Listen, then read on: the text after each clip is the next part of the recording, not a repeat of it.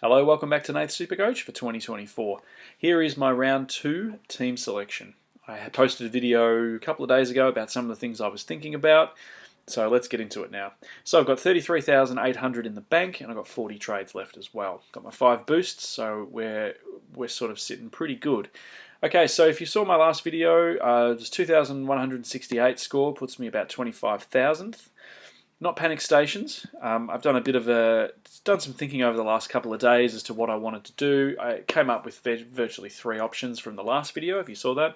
One was to do absolutely nothing, just leave it as it is, throw Gibcus on the bench, put Hoare on the field, and go from there, get an extra week looking at some guys. The second option I had was to trade maybe 1 to 2 players, correct a few things. And the third option was to use my first boost, so get 3 trades for this round and get aggressive and try and get up to a Sarong or something like that. Alright, so whenever I've played SuperCoach, the first few rounds have always been for me about thinking to myself, right, do I have the best rookies, either on field or on my bench? And what I mean by best rookies are the ones that have really good break-evens for us, have really good job security, and can potentially score very well. Even if they don't score as well as we would like, at least they're making money for us, okay? The cash generation is good. So I look through my side here. I had Gibcus, obviously he's injured, so everyone that had him has to do it, so he has to go. I've got Howes, I've got Hoare, I have McKercher, Sanders, Roberts, Wilson, very happy with them. Clark, not so much, but he might be a few weeks' problem. Got Ware, again, he was just a placeholder, wasn't 46, wasn't too bad. Vicentini, he's my loop, doesn't matter. And I have Sexton, and I also have Dempsey and Cadman. So I think to myself, okay, I can't find a rookie at this point in time, round 1, that is screaming, I can't think of any rookies that are screaming, oh, me, like pure rookies, yeah? The only one you could probably put in that category is potentially Massimo, but I don't know whether I consider him a rookie. I think he's maybe slightly higher priced rookie, similar to maybe a Sanders or a McKercher, but not a 120,000 placeholder rookie. That's his first year in the comp, because it's not. He's had a year, I think, at the Bombers. And then we got rid of him, which I think that's going to come back and bite us on the ass. But anyway, we shall see. So my first thing was, who else could I bring in that's been spoken about? Well, there's Carroll from Carlton. He's on the bye. I don't really want to do that this week. What's the point? He's not going to play. Windsor from Melbourne, I had him, but then I traded him out to sort of restructure with Carl Amon to bring in Lyons and Dempsey. So I'm pretty happy with that. I think Lyons 81, 79-point turnaround or whatever it was. He's on the bye this week, obviously. So we've got best 18 this week. So that negates a little bit of pressure if you make a mistake or if you want to make some more corrections. It's only the best 18 scores on field that are going to be counted in your SuperCoach total this week. And it's the same for the other bye rounds as well.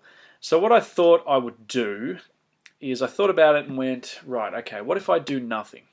What's going to happen if I do absolutely nothing this week? Okay, well, Gibcus is going to have to go on the bench. Technically, he doesn't have to, but I would put Hoare on the field to try and, because if Hoare puts another 60, that might be one of my 4 lowest scores, maybe, all right? But if he's sitting on the pine without the E on him, then I'm not going to get that 60.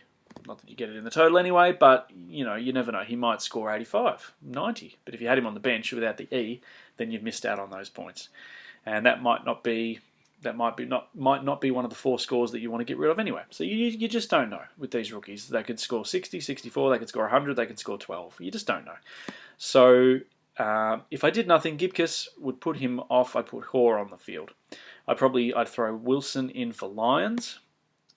And Gordon obviously would go back to his normal ruck again. And I'd probably throw Dempsey on the field. That's if I did absolutely nothing. I'd probably bench Lazaro, I think. That's if I did absolutely no trades whatsoever. And you could say, well, that sounds pretty good, Nathan. I'd be like, yeah, that's pretty good. I'd be pretty happy if that happened. If I went aggressive, I'd be looking to bring in a Sarong, and I just don't think I can do it. I think it's chasing last week's points a little bit. I know the appeal, 170 from Sarong, he looked great. 600-odd K years, I'd have to restructure my side, or I'd have to do a sideways from a Petrarca, like up to Sarong, and I'm just not ready to do that yet. So I thought what I would do is I'd go option 2, which is to do 1 to 2 trades, correct a few players that I'm just not comfortable, I think, where they are. So what I've decided to do, I looked through the lines and went, right, is there anyone I need to deal with this week? Yes, Gibkiss, because he's injured. All right, so we'll trade Gibkiss. He's on the chopping block. And the other one I'm going to drop is Lazaro. So what I'm going to do is the following. I'm going to trade Lazaro. So I've hit the T there. For those maybe new to the game, just follow along with what I'm doing. I'll explain as I'm going. For those that have, you'll see in a second, bear with me, who I'm going to trade. So I've hit the T on Lazaro. What I'm going to do is I'm going to sub Wilson. So I've hit the S there. That brings him down into the forward line now. And this now means we need to trade in a midfielder. So I'm going to trade in... I'm going to trade in Sharp from Fremantle. Jeremy Sharp. So 70 on the weekend, 123,900. Pretty good. If we have a look at his break-even minus 25. No, minus 23. So good news for us. Basically, by running through the banner, he's going to score. So that's what we want. We want to kickstart our cash generation. Let's bring in Sharp. So I'm going to complete that trade. Now, you can do two at one if you want. Two at the same time, rather. I've just done one at a time just so you can see how it goes and then how the side looks there. And then I have to do something about Gibkiss. I have to. So I feel like I have to anyway. So I'm going to trade him. Gibkiss, so an injured defender, and that leaves me with 241,000. And I'm going to go with could be the flavour of the week. Could be a trap. Could be an absolute masterstroke. I'm going to get up to Massimo D'Ambrosio. Alright, so that's the second trade done there. Okay, so I've traded out an underperforming rookie, essentially, in Lazaro. I'm not confident he can keep that going. I've moved him to Sharp with some DPP, dual position. We'll talk that as we go through the season. And then I've upgraded an injured defender in Gibkiss, who will be out for the season, so he's no use to us anymore, unfortunately, to Massimo D'Ambrosio. Now, is Massimo D'Ambrosio chasing last week's points? Potentially. I think, though, at his price point and with his break-even, we'll have a look at his break-even. So if you're not sure, the break-even, minus 37. All right, so essentially to break even means that they don't, with the price cycles, every 3 games, traditionally it's every three games, a player will rise in price depending on how well they're playing. All right, so a break-even is minus 37. So anything minus basically means as soon as they run on the field and get a touch, they're making money, because they'll score some sort of SuperCoach points. So they're over that minus 37 all the way out here. So they're going to make a lot of money. So they want to really score high, like 80s to 100s, and they're going to go to the moon, right? So I think with Massimo, that's a good idea. Okay, 122 last week, 224,000. I think that's going to be a good move for us. Okay, so let's have a look at the vice captain and captain options for round 2. All right, so I went Nick Dacos last week. I think I'm going to go with him again for vice captain. Play St Kilda tomorrow night.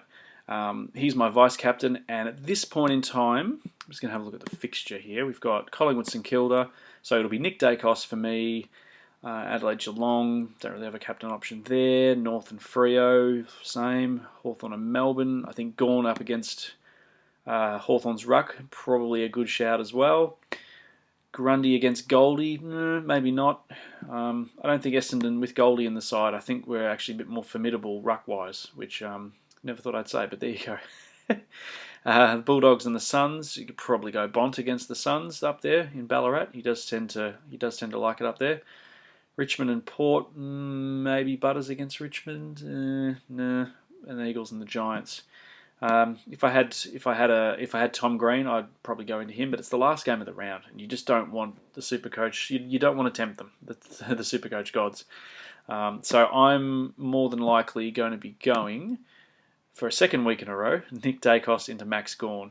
So I'm going to put the emergency in terms of who I field. I reckon I'll put Hoare as the emergency. We'll take the E off Zach Reed. Make sure the E's off him. You can only put one emergency a line anyway. I think we'll put Sharp on the field to try and get his score, and because Lyons is on the bye.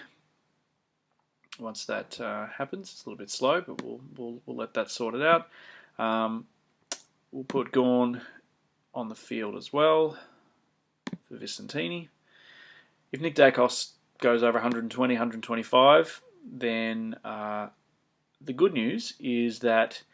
So that's Thursday night, so that's tomorrow. So Nick Dacos, let's say he does really, really well tomorrow night. Wonderful. Then as soon as the game's finished, virtually as soon as the game is finished, I'm going to throw Vicentini onto the field, put Gawn as the emergency on the bench, make sure that he's got the purple, and then put Vicentini as the captain. So that's the good thing. Again, with the captain's loophole, you want to choose a vice-captain option, like Nick Dacos, who's playing early in the round, with a captain option who's playing, I usually like Saturday afternoon, Saturday night, that kind of thing. I don't like Sunday captains. It's just too risky in case something happens, late injuries, late outs.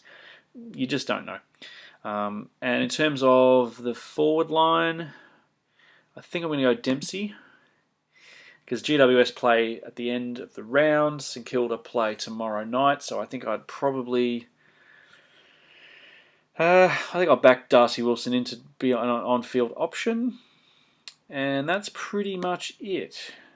I'll take the E off Lions, obviously. I will probably go... Who have Geelong got? Geelong, GWS... I might even put the emergency on Ware. Just as a... because why not? Alright, okay, so that's how I'm looking for round 2. Alright, best of luck for this round. Hit the like and subscribe button if you're new around here. Let me know in the comments section what trades you've done this week, if you've gone to get Massimo. And hope it's a good round 2. Talk to you after the round.